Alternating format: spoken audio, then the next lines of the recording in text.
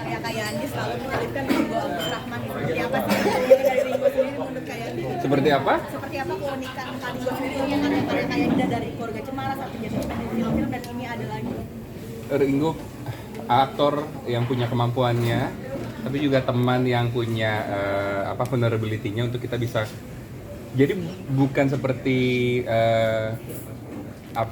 saya menugaskan atau mempekerjakan, sudah seperti kita membangunnya bersama-sama gitu. Apa emang udah ada feel yang kuat antara kalian atau gimana?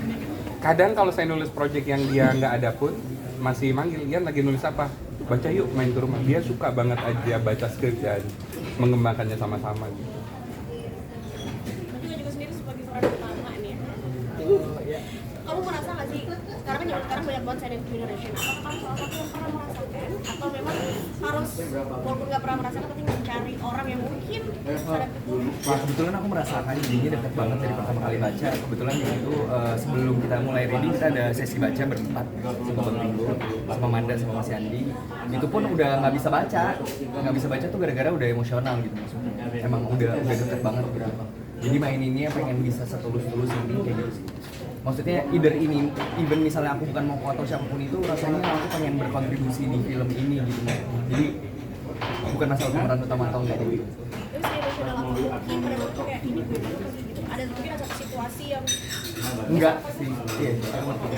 Sebenarnya enggak ini gue banget, tapi rasanya mungkin ini bisa mewakilkan film ini mungkin bisa mewakilkan banyak orang yang nggak bisa menceritakan hal ini gitu, secara verbal gitu. Mungkin ini bisa mewakilkan itu, lebih pengen itunya sih. Selain yang mungkin bisa menurut kamu yang antara beban atau beban Menurut aku sendiri, kalau buat aku itu bentuknya adalah dua-duanya. Karena nggak jadi beban, kenapa? Karena ada rasa sayangnya di situ. Kedua, bisa jadi beban kenapa? Kalau misalnya aku sendiri nggak tahu aku ada di mana gitu. Maksudnya aku ada di mana, aku bisa di situasi ini terus nggak dipikirin tuh bisa jadi sesuatu yang bahaya gitu buat diriku sendiri. Gimana Manda? Saya lempar kamu. nah kamu bisa kalian setelah baca skripnya mungkin jadi segitu berbakti atau jadi beban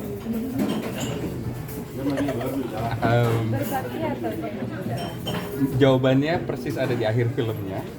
iya ini persis Dan mungkin kalau saya bantu menjawab, apa yang mencoba kita ceritakan adalah mencoba sedekat, serelate mungkin, sesensitif mungkin dengan apa yang teman-teman yang sebagai sandwich generation alami gitu. Mungkin cara dari 4 case ini membangun emosional gitu untuk memerankan karakter masing-masing kayak gimana gitu. Ada punya cara masing-masing nggak sih? Apa aja gitu caranya membangun emosional? Cara membangun emosi gitu untuk film ini ya. Cara membangun emosi di film ini tentunya tidak susah gitu, karena dari senyumnya aja tuh udah ngebayangin filmnya gitu ya, udah kayak masuk gitu.